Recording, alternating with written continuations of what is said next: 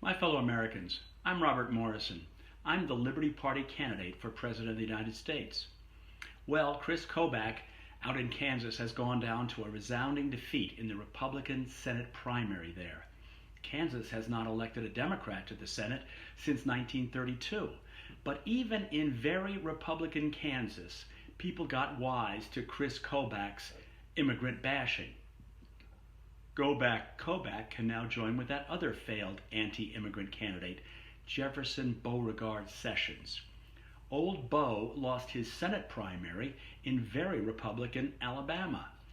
Republicans should remember that every anti-immigrant party in American history has collapsed. The Federalists went down to defeat in 1800, never to rise again. Then the Whig Party split apart in 1852 and disappeared. Shortly after that, the Know Nothing Party arose and collapsed in 1856. Once again, in 1896, the Populists tried to beat the anti-immigrant drum. They were swept away from history's stage. Trump, of course, said Mexicans were sending rapists and murderers. He's a real know-nothing. He hasn't learned about the Mexican Americans who have the highest record of any ethnic group awarded the Congressional Medal of Honor. But you have to serve in the U.S. military to qualify for the Medal of Honor. You can't qualify if you take 5 heel-spur military deferments. Trump's ugly wall has cemented his reputation as an immigrant basher. He actually pulled screaming children from their mother's arms. Heartless and witless, he will destroy what's left of the party of Lincoln, Theodore Roosevelt, Ike, and Reagan.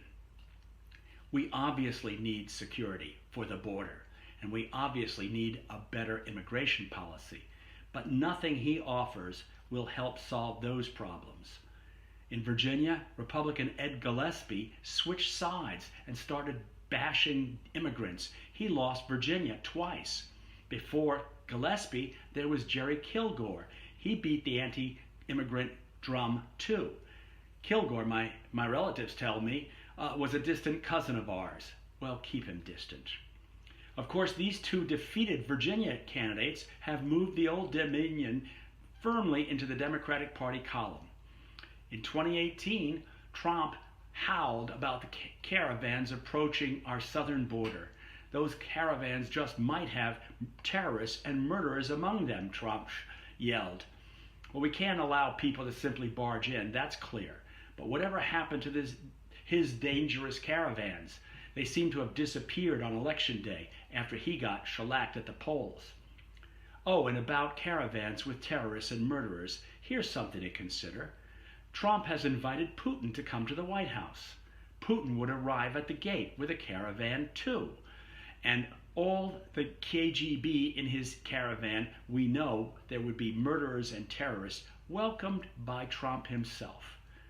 There to greet Putin and the KGB at the White House gate would be Ken Cuccinelli and Steve Miller.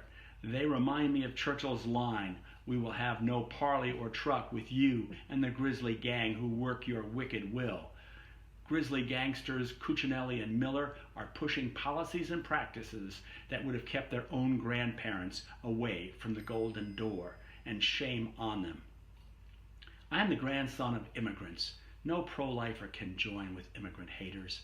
The line from the Statue of Liberty poem calls her Mother of Exiles. She's pro-life and pro-immigrant. We are forming the Liberty Party. We will work for a fairer, more orderly immigration policy. We will pray to make America just again. I'm Robert Morrison. Thanks for listening.